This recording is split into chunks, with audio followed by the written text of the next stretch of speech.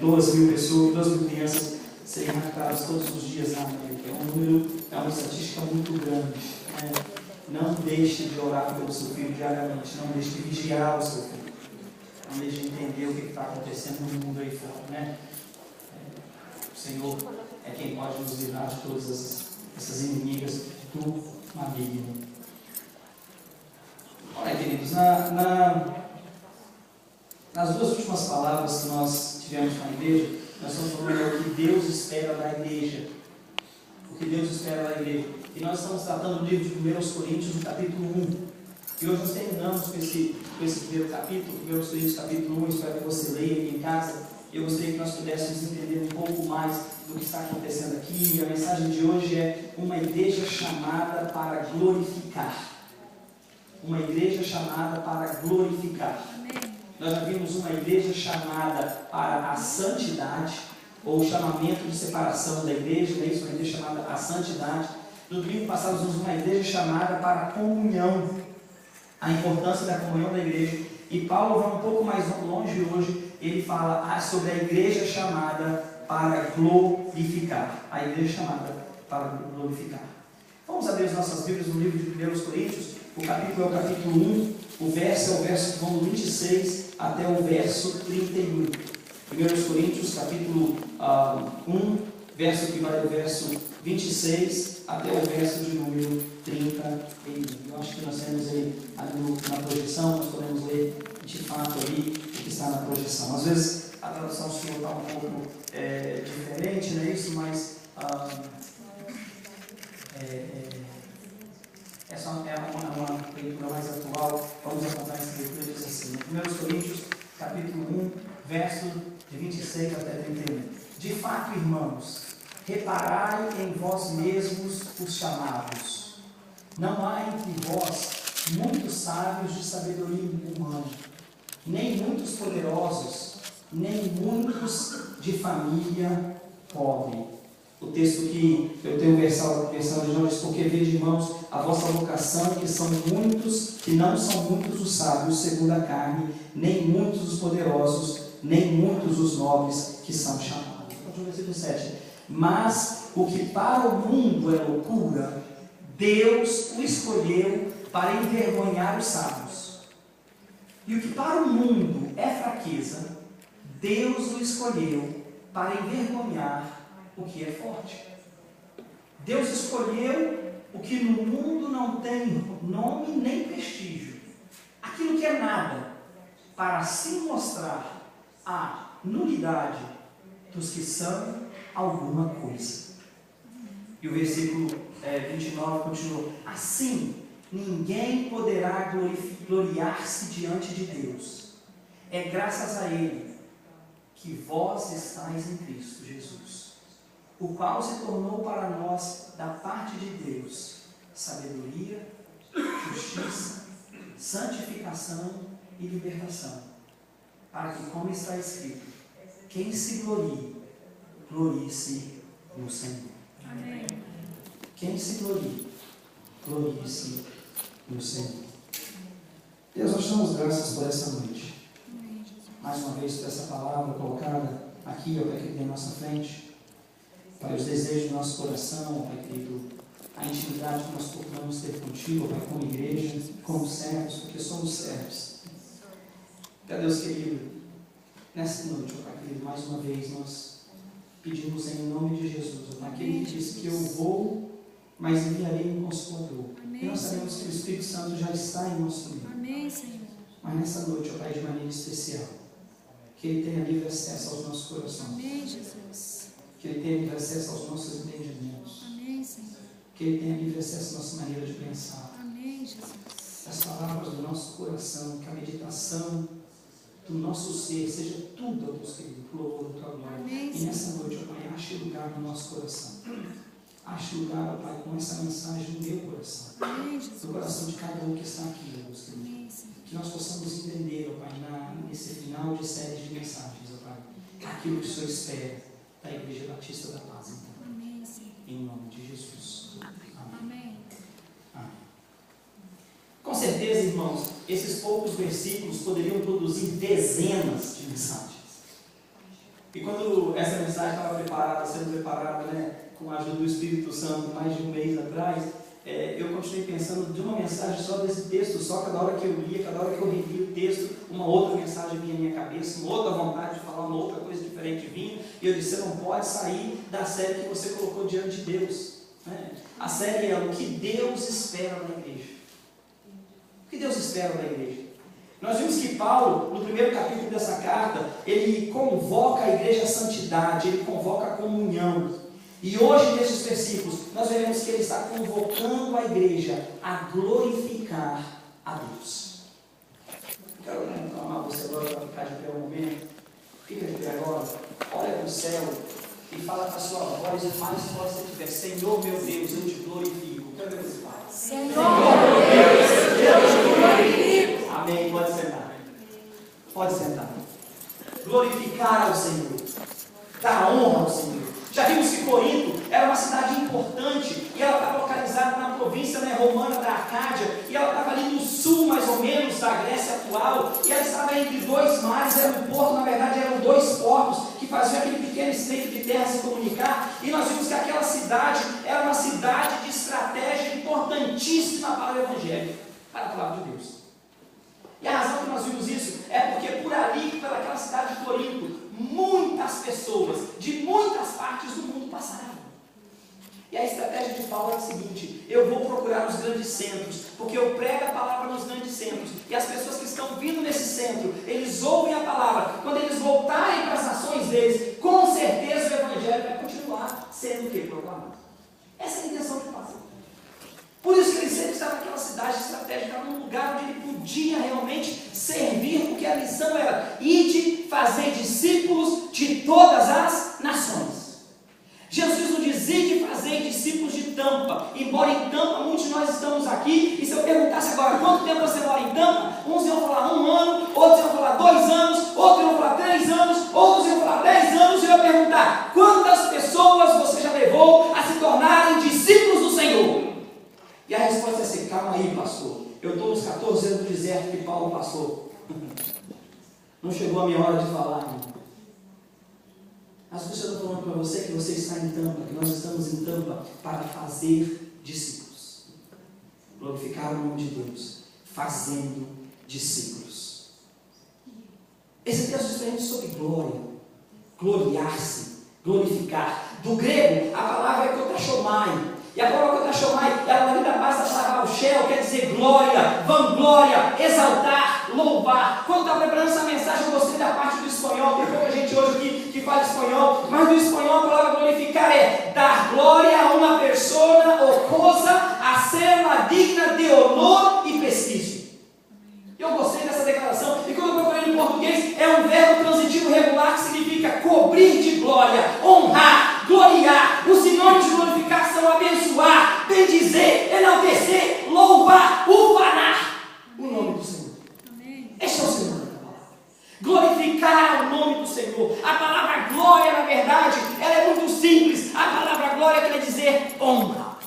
Dar glória é dar honra. Dar honra a quem merece. E Paulo está de olho na primeira igreja de Corinto. E ele está falando todas essas coisas para eles com muita calma.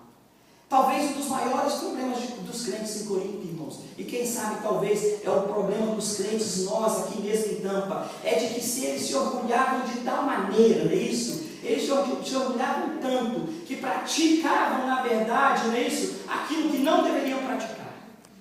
E a verdade é o seguinte: eles praticavam aquilo que não deviam fazer.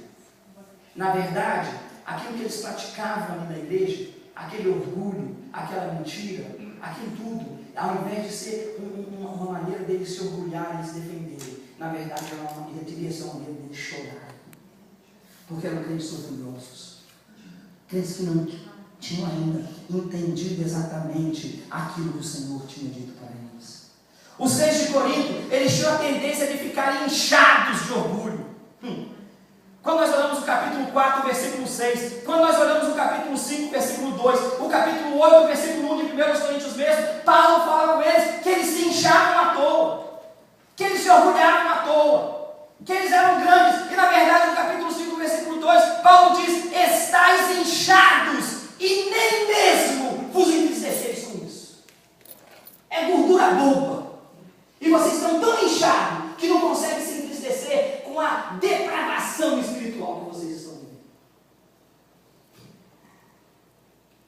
Quando eu era pequeno, papai me levava para pescar, e ali em Vitória, tem um peixe que eu acho que muita gente conhece, em vários lugares do país ele tem nome diferente, né? Lá em Vitória é chamado de baiacu, mas tem lugar que ele é chamado peixe-balão, tem lugar que ele é chamado de fugo, e tem um outro lugar que ele é chamado de taque-fugo.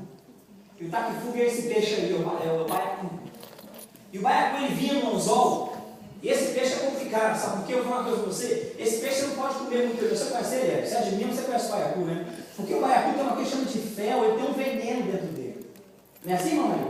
E se não cortar direito, vai pro brejo, não vai? Uma opção de gente morre lá no Japão porque come o peixe cortado errado. E um pouquinho de sangue dele que espalha, o bicho mata e mata mesmo. Mas o baiacu tem uma coisa interessante. Eu vou falar com você, o baiacu, a gente pega o baiacu, tá rindo aí, você conhece o baiacu, né? Você conhece, né, Santos, o baiacu? A gente pegava o baiacu e ele vinha barrado naquele anzol, e a gente não conseguia fazer nada com o baiacu. Mas o baiacu tem uma coisa muito tremenda, Robson, que você é lá de Goiás, você não deve conhecer o baiacu que não tem no Rio. Você pega o baiacu, a gente pegava o baiacu, normalmente a gente pegava na perna, então a gente pegava o baiacu, a gente começava a lixar a barriguinha dele assim, na perna. E quanto mais você aliça, vai botando o baiacu, ele vai lixando. Ele incha. Ele incha. Mostra aí pra mim, Sara. Deixa ele aí. Ele incha todo. E na hora que ele incha, ele não só incha não, ele põe espinho para fora.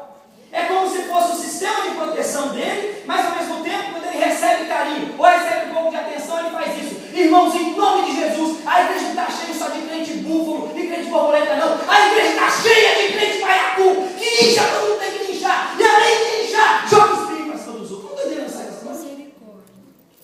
Essa é a palavra do Senhor Jesus, irmãos.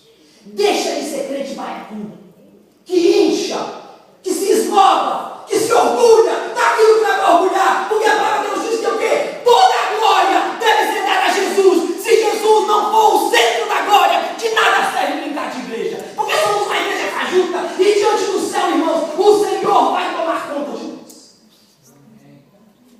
Misericórdia é a palavra. Não é hora de brincar de crente baiacu. É hora de brincar de crente que serve ao Senhor Jesus. Amém. Que discipula, que prega a palavra, que glorifica o único rei dos reis. E o único rei dos reis é o Senhor Jesus. E Paulo, quando ele vê isso na igreja, ele quer tratar do assunto com a igreja.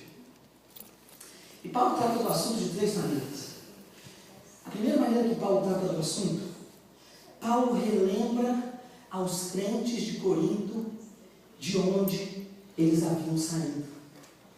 1 Coríntios capítulo 1, versículo 26, ele começa a lembrar para eles de onde eles vieram.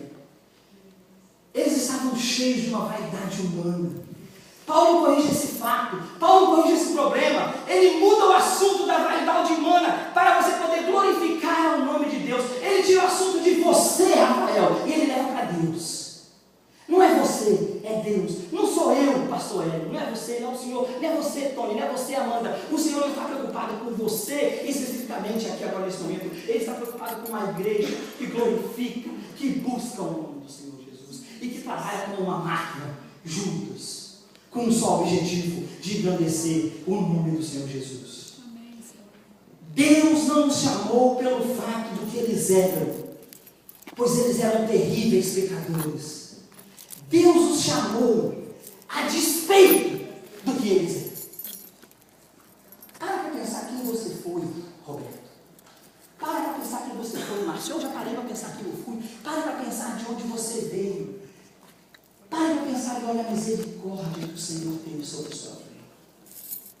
Apesar do seu pecado, Márcio, apesar do meu pecado, do seu pecado, Rob, do seu pecado, Cristina, apesar do seu pecado, Fábio, o Senhor teve compaixão de ti. E Ele não pegou por quem você era, porque por quem você era, Fábio, você não era para estar aqui. Porque eu era para mim estar aqui. Porque eu não tenho merecimento. O Senhor fez isso de graça. Ele fez porque Ele me ama, indiferente de quem eu sou, não por quem eu sou. E por que então que na igreja nós dizemos, eu sou, eu fiz, você não é nada, você é do Senhor. Humilhe-se diante do Senhor, entrega o teu caminho ao Senhor, confia nele e Ele vai fazer. Tire o orgulho. O orgulho estava prendendo a igreja de Corinto. O orgulho prende a igreja da paz. Porque nós queremos ser nós. E o Senhor está dizendo para você, quem você é não me interessa. Porque se eu fosse julgar você por quem você é, já era você estar morto, miserável, há muito tempo. Há muito tempo. Mas o Senhor tem tido misericórdia de nós. E é por isso que estamos de pé. Nós não podemos confundir que estamos de pé. Porque Ele tem um propósito para nós. O propósito de glorificá-lo. O propósito de dizer que Ele é Deus. De que Ele é maior do que todas essas outras coisas. O apóstolo diz, no meio de vocês, não tem muito sábio, não. Ele está falando sábio espiritual, não, queridos. O texto diz que sábios de acordo com esse mundo.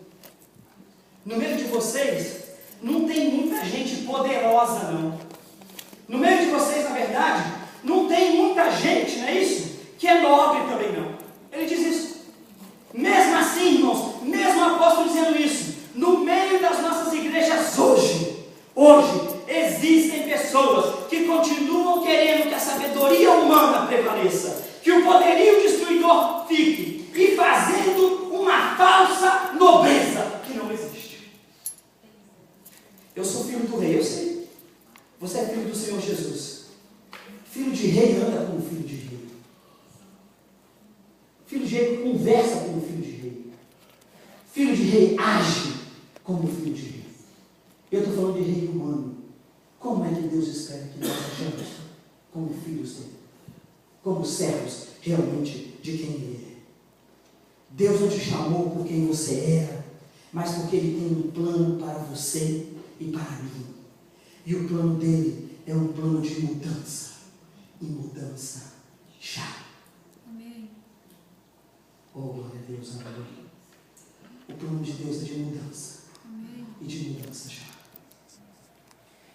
Mas em segundo lugar, o segundo ponto, Paulo lembra aos coríntios, não só de onde eles vieram, mas ele lembra ao povo de Corinto o motivo por que eles foram chamados.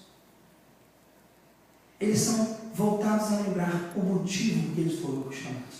Paulo diz que Deus escolheu as coisas loucas do mundo para envergonhar os sábios, e as coisas fracas do mundo para envergonhar os fortes. Pastor, está me chamando de louco? Estou. Porque essa cambada de gente aqui para servir Jesus tem que ser doido, entendeu? O mundo me chama de doido. O mundo te chama de doido. O mundo pode me chamar de doido, mas não interessa o que o mundo me chama. O que interessa é o que Cristo pensa de mim. E muitos de nós estamos preocupados com aquilo que o mundo pensa de mim e não com aquilo que Cristo pensa de você. O mundo não vai te levar a lugar nenhum. O seu resultado, o seu confronto é com o Senhor. Quando eu vim trabalhar em Nova York, eu vim do Brasil, eu não falava inglês direito, igual eu tivesse estudado inglês no Brasil. E talvez por causa do português, do latim, das palavras que a gente fala, muitas palavras americanas que nós conhecemos, que são difíceis de falar, elas são fáceis para a gente, porque a gente tem português. E às vezes é quase a mesma palavra em inglês por causa do latim, por causa da maneira que a palavra é falada. E quando eu falava umas palavras lá, que meu patrão, que era formado em 3 faculdades, mais 2 mestrados, e fazia aquele direct mail que mandava mensagem para todo quanto é lugar da América, como é que você sabe essa palavra? De onde que saiu isso de você? Eu falava, é o Senhor que coloca na minha boca. Amém. E não tem outro irmão que coloca. Porque ele me chamava de louco. Na verdade, ele me chamava que era do terceiro mundo, terra plana.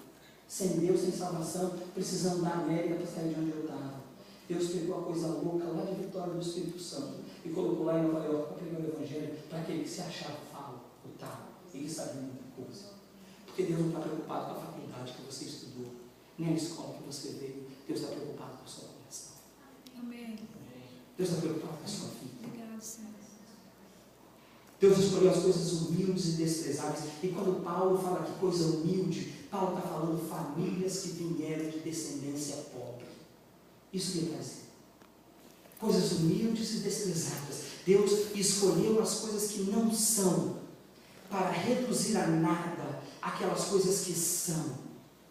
Irmãos, presta atenção no que a palavra está falando. Aquilo que não é nada, Você que não é nada, Deus escolheu, separou você para chegar diante daqueles que acham que são e mostrar para eles o que eles pensam não é nada, porque a glória não está nesse mundo, a glória está em Jesus de Nazaré. Amém.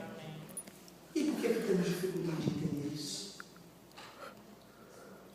O nosso mundo perdido, o mundo que está ao nosso redor, ele admira o status social, ele admira o berço de ouro, ele admira o sucesso financeiro, o poder político, o reconhecimento social, mas nada disso pode garantir passagem para o céu, nada disso pode garantir vida eterna ao lado de Jesus, nada disso, nada. O lugar que você mora, a roupa que você usa, o carro que você dirige, a universidade que você cursou, aquilo que você fez, sua posição social, nada disso pode impressionar a Deus. Nada disso pode impressionar a Deus. Lembre-se, amados, mais uma coisa, gostaria de terminar esse segundo ponto dizendo o seguinte: lembre-se de uma coisa, Deus não permite que ninguém se glorie na sua presença.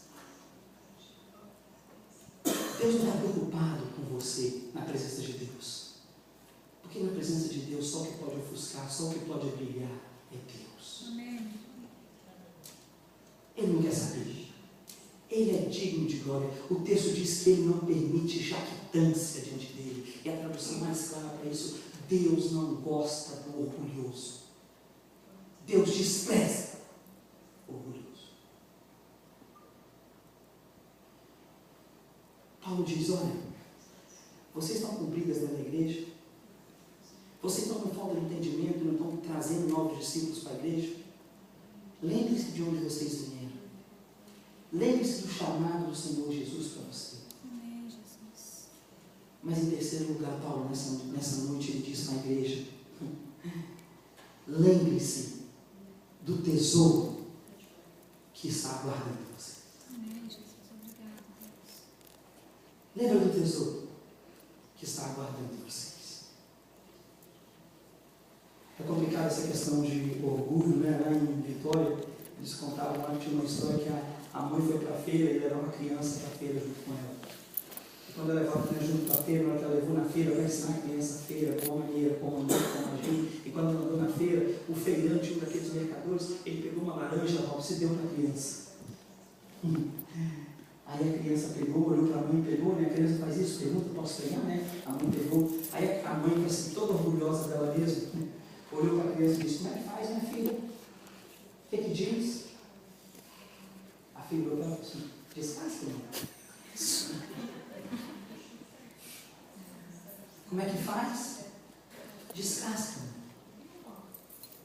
O orgulho toma conta do coração e faz-nos esquecer daquilo que Deus tem para nós. O tesouro que Ele tem separado para nós. Ele diz no verso 30 e 31: vocês são dele.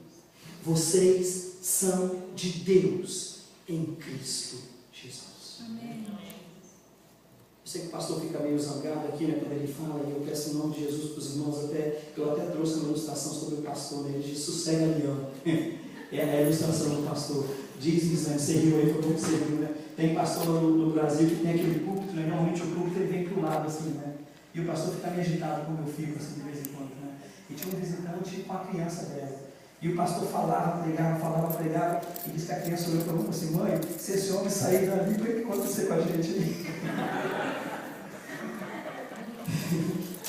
Se esse homem conseguir descer daí, o que vai acontecer com a gente?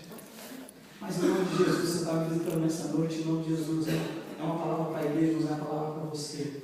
Lembre-se de onde você veio, lembre o que o Senhor está fazendo com você, mas acima de tudo, tenha em mente para onde que o Senhor está te levando.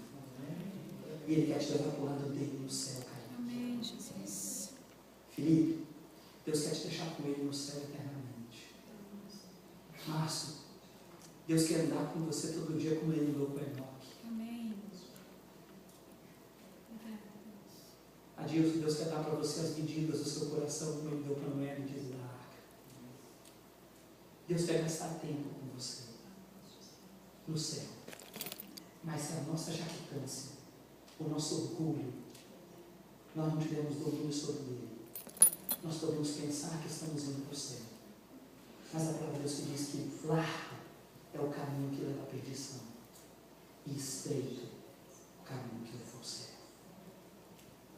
Não se confunda para onde você está indo. Não pegue o ônibus errado. Você pode parar no ponto final que não tem condição de você voltar.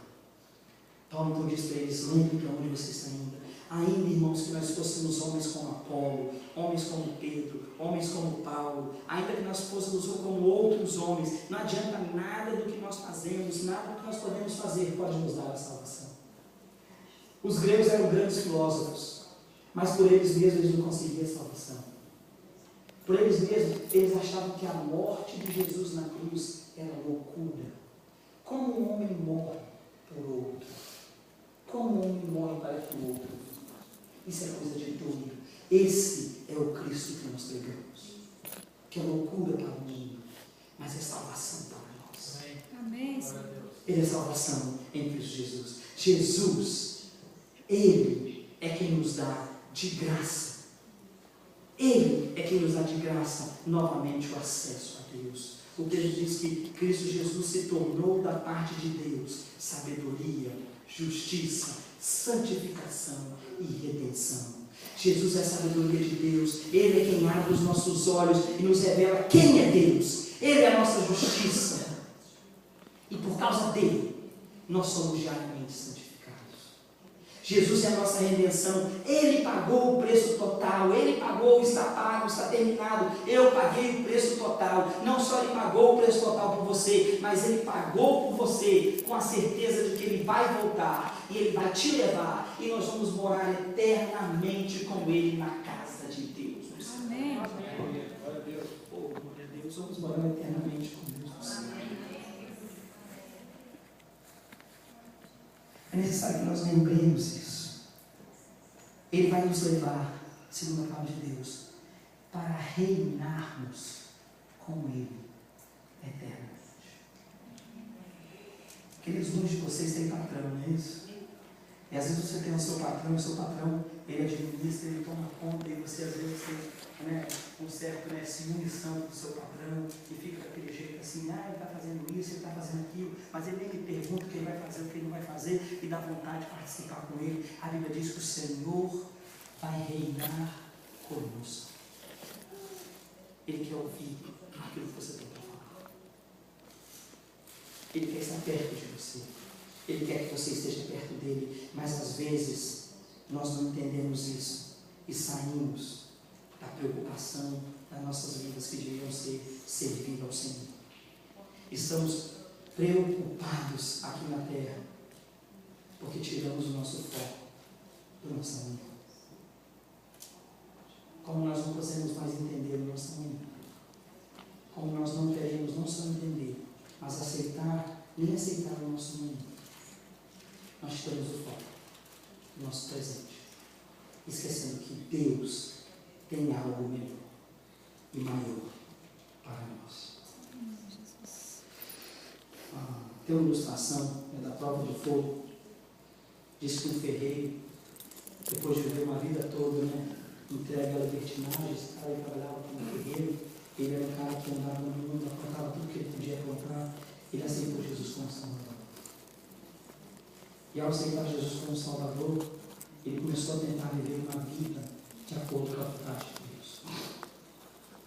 E ele tinha um amigo, e sempre tem aqueles amigos, aqueles colegas que querem tirar a gente do foco do Senhor Jesus.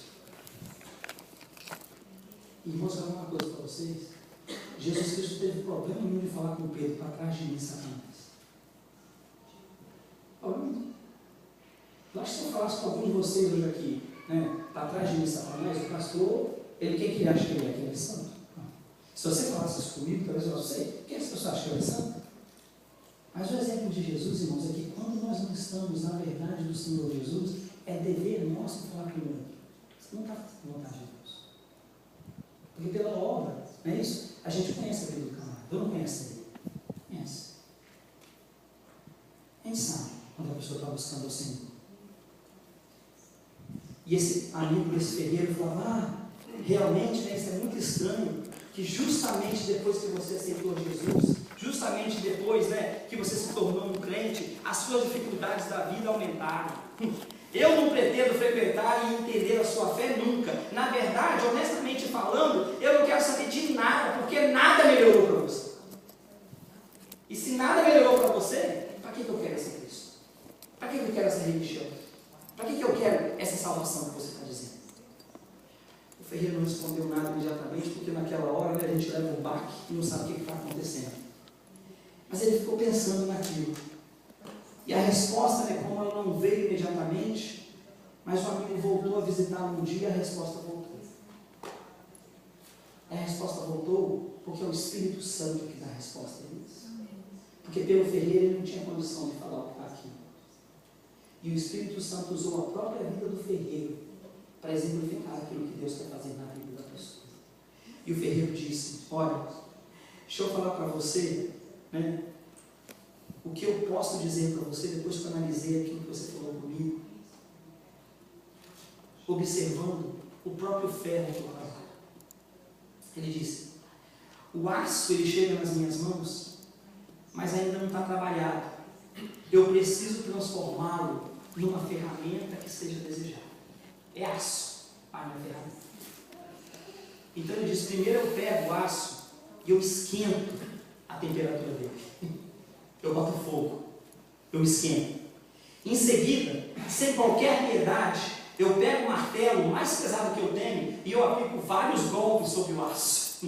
E ele começa a adquirir a forma que eu planejei. Depois que eu boto fogo nele e bato nele, pastor, ele disse: ele está quente, eu mergulho ele rapidamente num tanque de água fria.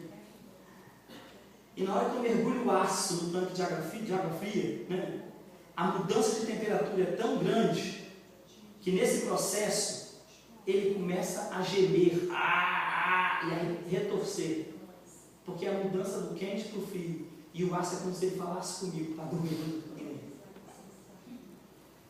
E quando ele não se torna a ferramenta que eu quero, eu faço o processo tudo de novo.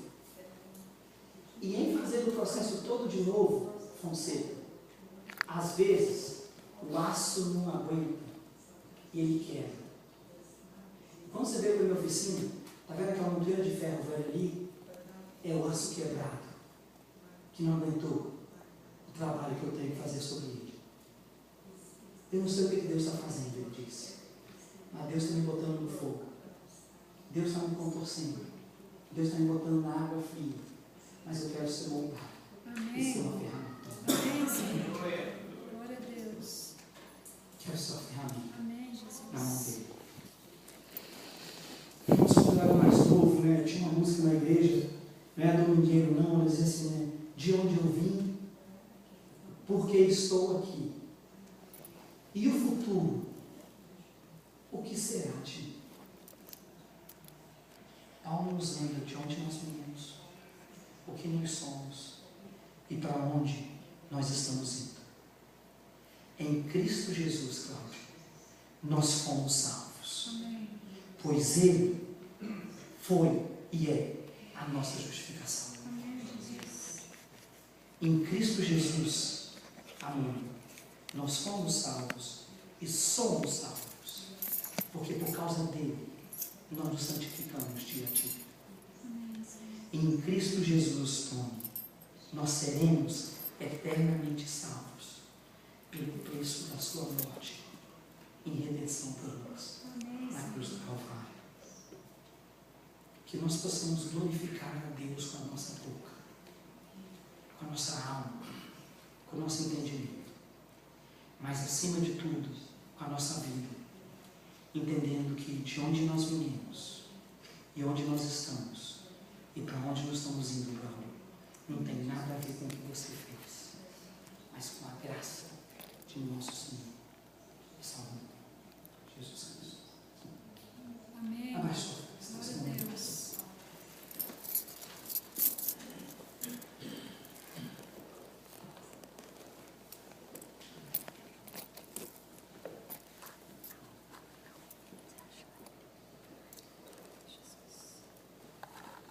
Deus, a tua palavra, Pai, é constante nos nossos corações.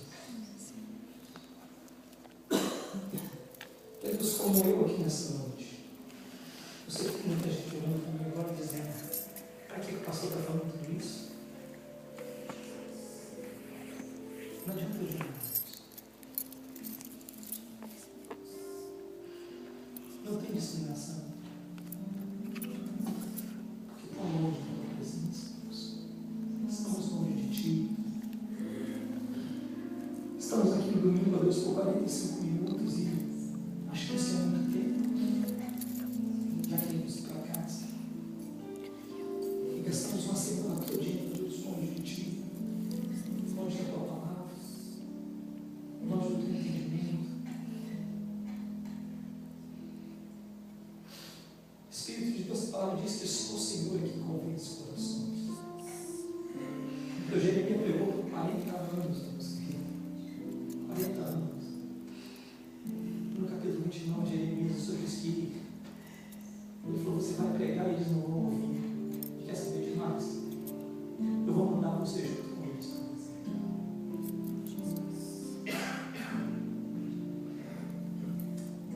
Deus, eu já estou fazendo primeiro, Deus, que o Senhor tem coisas tão maiores para nós, tão mais significantes, ó Deus querido, do que aquilo que estamos vivendo, tão mais interessantes, tão mais alegres, ó Deus. Mas, ó Deus, não perdemos, ó Deus, a noção de para onde estamos indo. Por termos perdido, ó Deus querido, o entendimento de por que o Senhor nos chamou. E por acharmos, ó Deus, que nós somos dignos de estarmos aqui pelo passado que nós tínhamos. Deus, estamos afastando de Ti um pouquinho. Meu Deus, nessa noite eu te peço, Espírito Santo de Deus, convence-nos, Deus, do nosso pecado. Convence-nos, ó Deus, do nosso orgulho, da nossa jactância. Deus, muda o nosso caráter. Dá-nos, ó Deus querido, o caráter de Cristo. Dá-nos, ó Deus querido, a vontade de parecermos com Cristo. E acima de tudo, Deus, dá-nos o entendimento, ó Deus querido, de que o Senhor nos colocou aqui para sermos discípulos daquele que é o Rei desse mundo e daquele que vai voltar um dia. Vai olhar para nós, vai dizer: apresente-se aí, mostre-me as tuas mãos,